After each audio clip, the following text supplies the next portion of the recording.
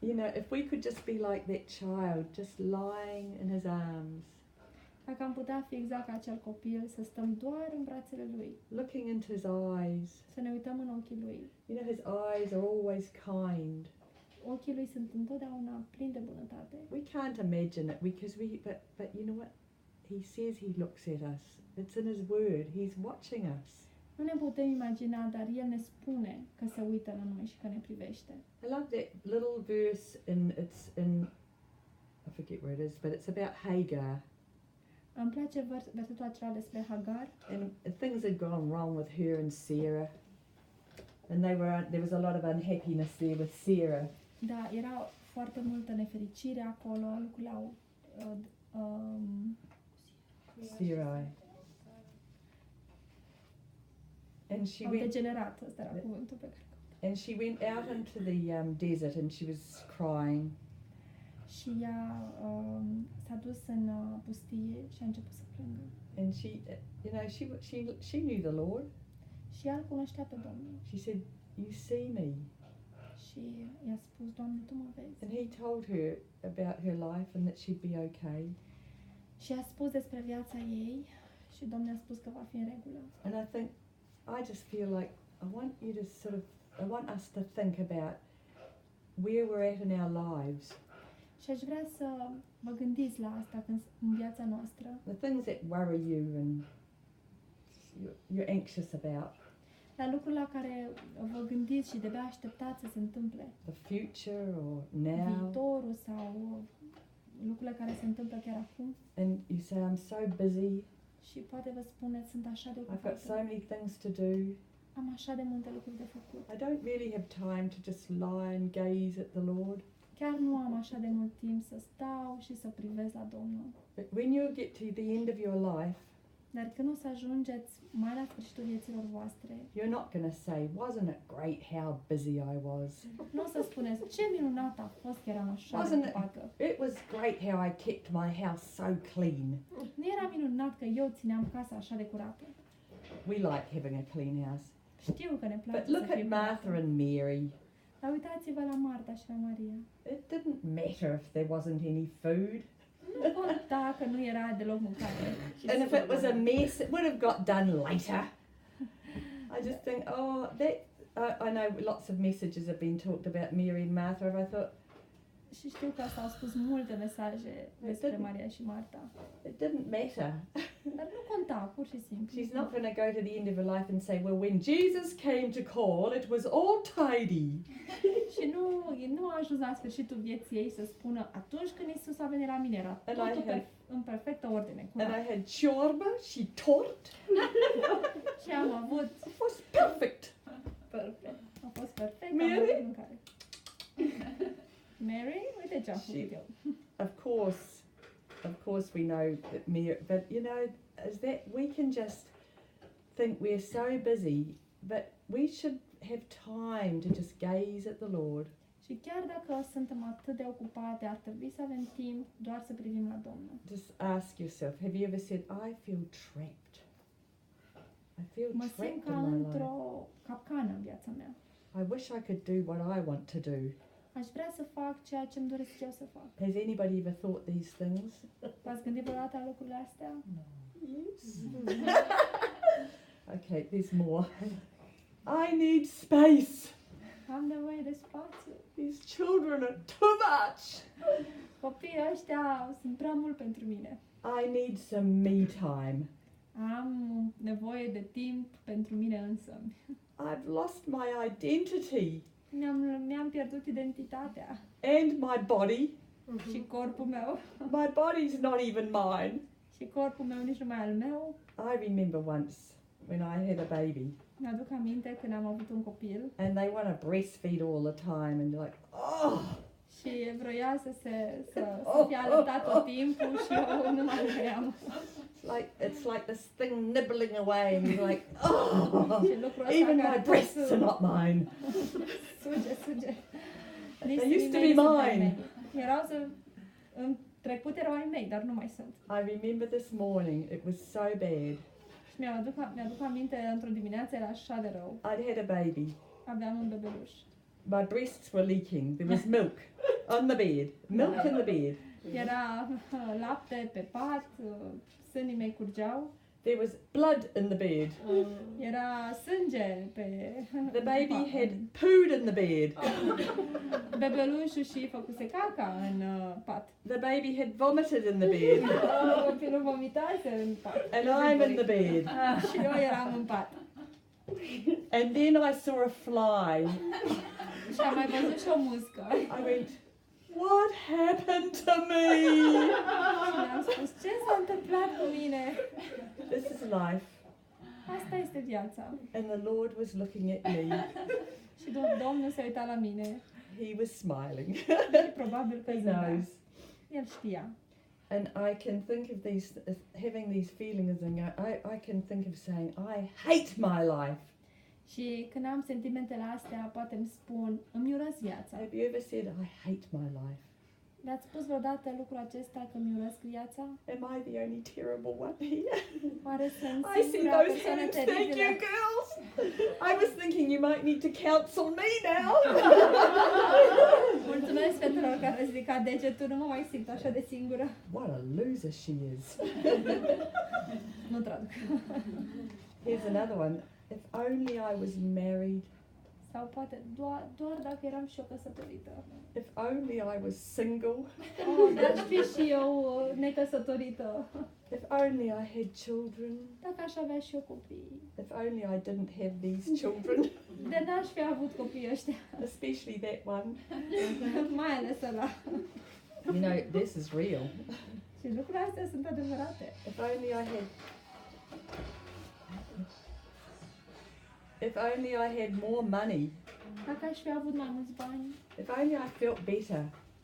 Dacă m-aș fi simțit mai bine. If only my husband was a bit more this Dacă soțul meu ar fi fost mai așa or a bit less that. sau mai puțin așa. On and on and on. Și aș fi spus lucrurile astea și altele și altele. When your children talk like that, Când copiii noștri vorbesc la așa, how does that make you feel? cum vă face să vă simțiți? It's exhausting. E obositor.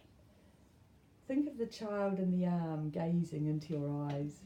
Gândiți-vă la copilașul din brațe care se uită în ochii tăi. Sometimes we're like this to the Lord. We are like that child. We're discontented and we complain. Câteodată ne purtăm așa cu Domnul, suntem ca acel copil nemulțumit care ne tot plângem. Now, it is true we are busy. Este adevărat că suntem ocupați. But if you are stuck in this and you're not looking and gazing heavenward constantly, Și dacă v-ați blocat în starea asta de a nu vă uitați constant la Domnul, and you don't like your state, you would say, I wish I was this or I wish I was that. sau dacă nu sunteți mulțumiți cu starea în care vă aflați, aș vrea să fiu așa, aș vrea să am asta. You say, if only it was this, if only I could. Și dacă vă spuneți repetat, dacă aș fi așa, dacă aș avea, You see, you think, I'm just living this life on my own. și vă spuneți, îmi trăiesc viața asta pe cont propriu. But you, of course you're busy. Bineînțeles că We're ești all busy. ocupată. Toate suntem ocupate. But there's a busy and then there's a peace. Este o stare de a fi ocupată, dar este o stare de pace. Isn't it amazing how when you're having fellowship, Amy and I, we can talk and talk and talk and suddenly it's lunchtime. Nu e minunat când ai părtășie cu cineva, de exemplu eu și Emi putem vorbi și vorbi și vorbi până se face ora prânzului. And we're still in our pajamas. Și încă purtăm pijamalele. And if you're with your husband and you're talking and you're having a lovely talk, the time goes by. Și când petreceți timp cu soțul vostru și vorbiți, timpul zboară. Well, what I want to say is, if we in our busy life, we can just be fellowshipping with the Lord almost all of the time. Și chiar dacă suntem ocupate, ne putem avea părtășie cu Domnul aproape oricând. There's so much time in the minutes and the spaces that we have in our life Sunt așa multe minute și spațiu în viața noastră where we can just be gazing heavenward și ne putem uita sus spre ceruri, in the horrible things, în ciuda lucrurilor oribile. in the lovely things. Și când sunt lucruri frumoase, minunate. We have to be thinking constantly heavenward because He's looking at us all of the time. Noi trebuie să ne uităm spre ceruri, pentru că Domnul se uită la noi tot timpul. We want to be looking at Him all of the time. Noi vrem și trebuie să vrem să ne uităm la El tot timpul. I think here's the difference. Iată care e diferența. You can say, I'm in this life on my own.